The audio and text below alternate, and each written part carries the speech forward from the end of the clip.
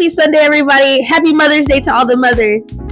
Thank you to my mother, because without her, I wouldn't be a librarian. I wouldn't have known about the internship at the library. I wouldn't have became an associate. I wouldn't have got my master's and all these things. So if you're thankful for your mother, we're just going to clap it up for the moms. Clap, clap, clap, clap, clap. Anyway, my name is Michaela. If you are new to this channel, I also go by Black Librarian. And yes, make sure you like, subscribe, follow, all that good stuff, because not only do I have one book review, like one book recommendation, but two, one isn't finished, one is, and I have a library tour. So it's a lot going on today, and like I said, it's Mother's Day, so I gotta cut it short because I gotta go chill with my own mama. So let's get into it. We're in a library. Now, it's been 3 weeks since we've been talking about this book, The Dividing Sky by Jill 2. And I know what I said. I lied. I lied. Have y'all seen that meme? They made it up. They lied. The Dividing Sky was so good. I was never a Hunger Games girly. That wasn't for me. But Divergent with Trish and 4, hey, that's me. That's me. Real girls know. Like, true romance in that dystopian world and that sci-fi was top tier. Hunger Games was like mediocre, but that's my opinion. This is the new Divergent in my opinion. Liz and Adrian, a romance. 2364. We're living in a time where you're living off of credits. You're either in the very high ranking of credits where you don't have to work as hard and you get to live a leisurely life. You have time to go places, or you're just working to work with the hopes of one day getting out of the cycle. Now, Liz is a proxy. She can, what does she do? She collects memories and sells them for people so that she can get enough credits to sell to become a person who lives in a different class in her society. She wants to be in the upper class with the uppers. She's tired of living in the lower class. Then there's Adrian, who's a do-good rookie.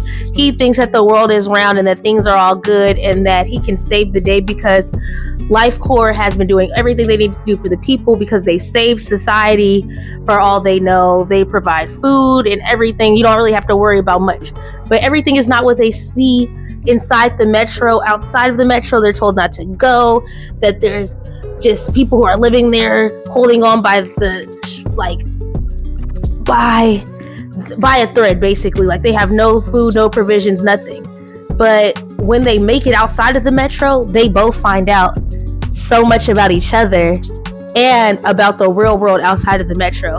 And if you know any dystopian novel, it's gonna take you there and you're gonna be like, dang, are we headed there?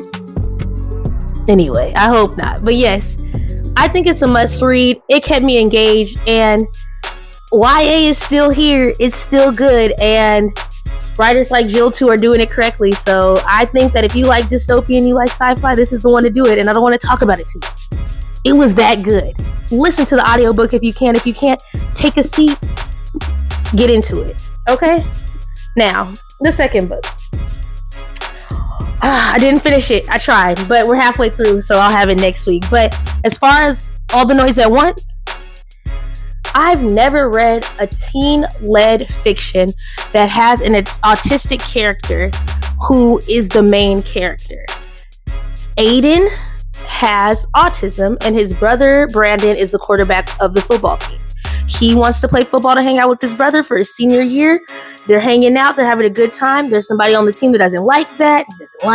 And from then on, a lot happens. Brandon is charged with assaulting of an officer, and that's where it's headed right now. Like I said, I haven't read a book like this before, but I like that it shows Adrian when he's overstimulated, when he's overthinking, when it's all too much, his sensory, and how touching can be too much to him and what noises do to him and things like that. I think we need more stories like that to expand our worldview, because I think that we get a lot of neurodivergent books and it's very basic.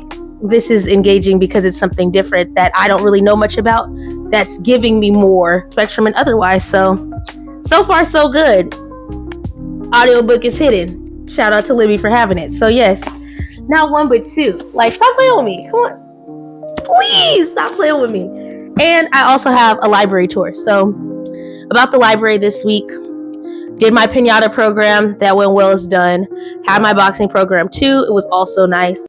I took up an extra shift this week and I was able to visit the Chavez branch, which is by the Fruitville. Is it Fruitville? By the Fruitville BART station. And it's a lovely little hub in a plaza that is a resource for the community where you can come and hang out, use the computers. Everything is free, and one of the few areas that allow you to even use the bathroom. And since the area is changing so much, that is the one constant. And I think it's such a beautiful library. I love the people that work there and the work that they're doing, and I'm excited to show it to you. So we're gonna get into that library tour. I'll be back next week with all the noise at once and probably another read because I'm out of the slump officially, honey, and it's a vibe and it's getting crazy. But yes, I'll be back next week with the book review. I hope you're all having a good week. I know I am. Happy Mother's Day again. Go hang out with your moms. Go love on them because we only have them for so long. So just remember that. Peace and love. Love y'all. I'm out. So this is the view of the library. Once you step off of the elevator, you have the front desk. Up front, it's a beautiful library. A little small, but not too much. As you keep moving from the elevator, you have the whole shelf in the children's area. The children's area is huge. They have a little play area with the stairs, and this is where they do their story time. And those are the children's fiction, non-fiction, graphic novels, and this is one of the libraries with a toddler section, which is separate. You have the teen area with the manga. We have the adult area where it's fiction, non-fiction, and more computers. And they have a 3D printer where you can submit ideas and get it printed.